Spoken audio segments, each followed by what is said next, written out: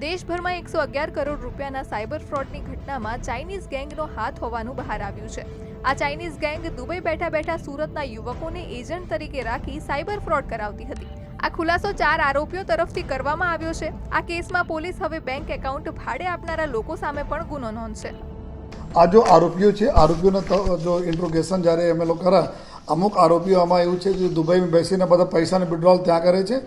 તો અમુક જ્યારે દુબઈવાળા અહીંયા આવે છે ત્યારે અહીંયાના જો બીજા જો આરોપીઓ છે આ દુબઈ જતા રહે છે।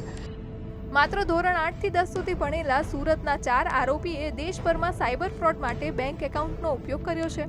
તેમની વિરુદ્ધ કુલ 866 થી વધુ અરજીઓ કરવામાં આવી હતી, જેમાંથી દેશભરમાં 200 થી વધુ એફઆઈઆર નોંધાઈ છે। આ કેસમાં સંડોવાયેલો આરોપી હિરેન ભરવાડિયાની દુબઈ ભાગે તે પહેલા જ મુંબઈ એરપોર્ટથી ધરપકડ કરવામાં આવી છે। દિવ્ય ભાસ્કર માટે સુરતથી શ્વેતા સિંહનો રિપોર્ટ।